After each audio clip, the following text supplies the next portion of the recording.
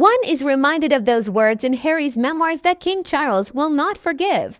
Harry's memoirs contain so many accusations against his father and his favorite woman that it is difficult to rank them in order of how hurtful they were to his father.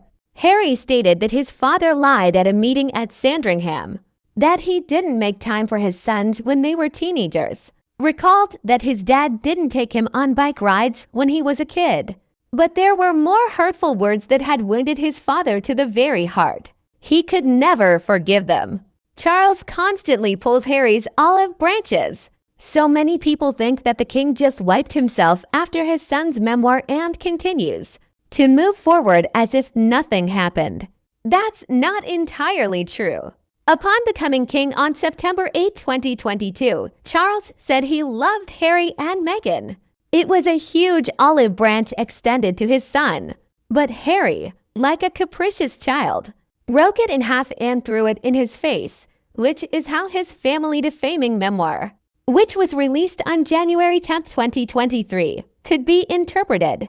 Publicly, the king has not been negative toward his son, but people close to him say his rage has not diminished. He is still very angry with Harry.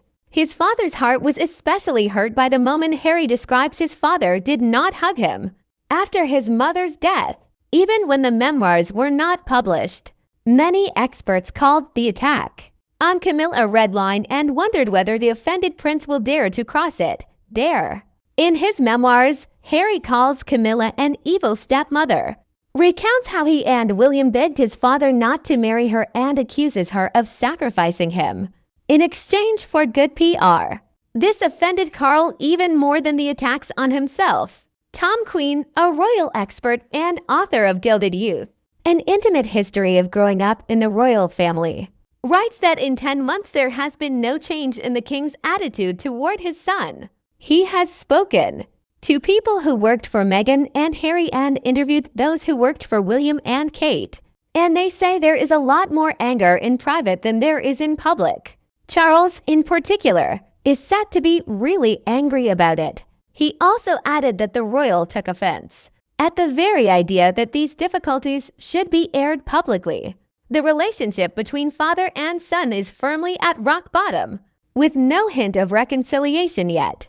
Harry has been punished by the fact that he has now lost the ability to correspond with his father directly. When the prince traveled to London for an award ceremony before flying to Germany for the Unconquered Games, he stayed in London for one night.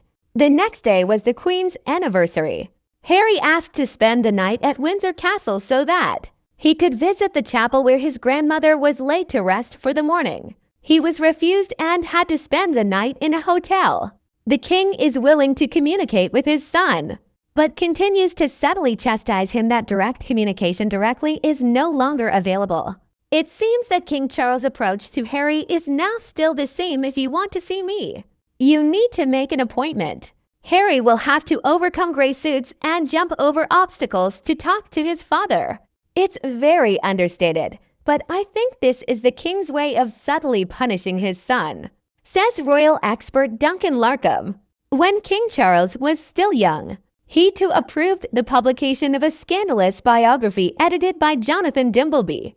It contained some rather unpleasant details about the coldness of his mother, Queen Elizabeth, and the rigidity of his father, Prince Philip. I think this is the reason why Charles is publicly constantly pulling olive branches to his son.